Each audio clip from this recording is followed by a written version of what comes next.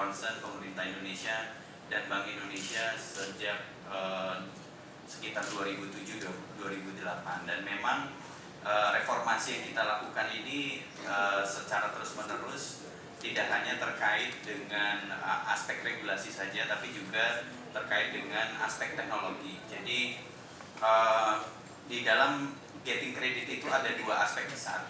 Yang pertama adalah terkait dengan cakupan data perkreditannya, dan yang kedua adalah terkait dengan strength of legal right index. Jadi kami dari sisi Bank Indonesia sudah beberapa tahun memperkuat dari sisi yang perluasan cakupan informasi perkreditan. Di tahun 2013 kemarin, Bank Indonesia mengeluarkan regulasi peraturan Bank Indonesia terkait dengan lembaga pengelola informasi perkreditan. Itu kalau di luar biasa disebut dengan private credit bureau. Jadi pengelolaan data perkreditan yang selama ini dikelola oleh Bank Indonesia nanti akan dikelola bersama dengan pihak swasta. Jadi pihak swasta juga akan memberikan kesempatan untuk mengelola data perkreditan. Harapannya adalah dengan keberadaan swasta ini, cakupan data kita yang semula untuk di private credit bureau itu adalah 0, selama ini di Ease of Doing Business Survey itu bisa meningkat di tahun-tahun mendatang. Kemudian cakupan data juga yang berasal dari non lembaga keuangan. Kalau sekarang sumber data itu hanya dari bank dan lembaga pembiayaan. Nanti juga harapannya dengan pihak swasta itu akan mencakup data-data dari non lembaga keuangan seperti perusahaan air minum, telekomunikasi dan telepon, itu akan semua dicakup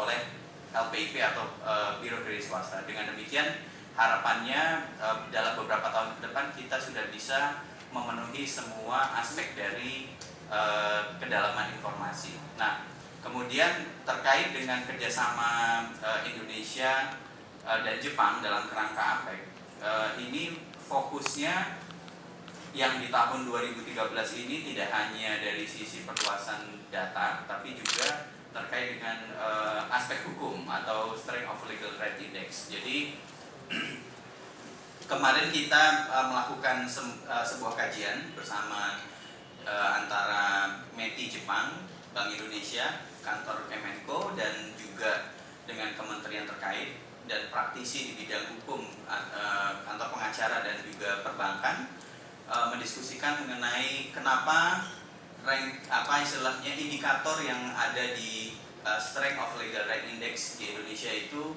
begitu rendahnya. Dan dari hasil kajian ini memang diketahui beberapa faktor.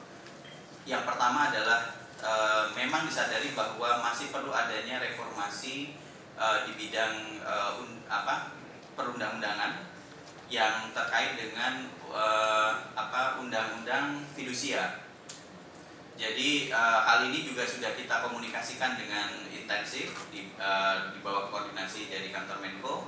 Itu bahwa ada beberapa hal yang memang harus kita perbaiki, Indonesia perbaiki, terkait dengan registrasi fidusia di Indonesia, dan ini menjadi catatan yang sangat penting buat kita, dan dalam hal ini Kementerian Hukum dan HAM juga sudah menyadari dan akan melakukan langkah-langkah untuk perbaikan.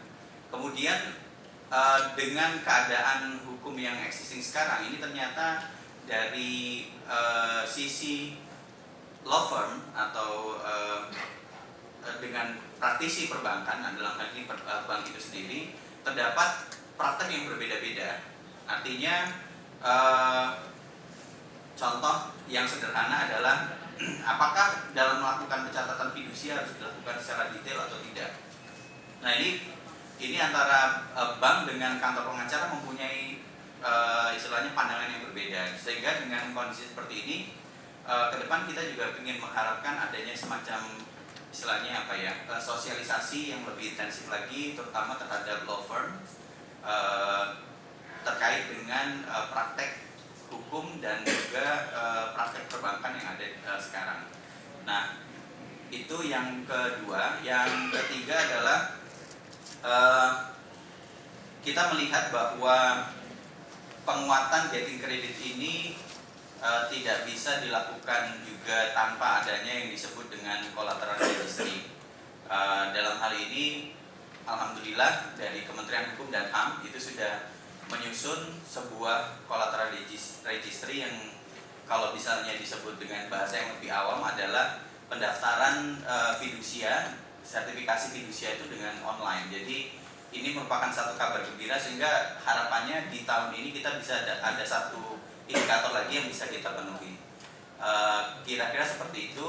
Setelah hasil penelitian ini ataupun studi yang dilakukan di Indonesia dan Jepang, kita dari Bank Indonesia akan terus bekerja sama dengan kantor Kemenko dan juga kantor Kementerian Hukum dan HAM untuk menyusun langkah-langkah yang lebih konkret untuk melakukan penguatan.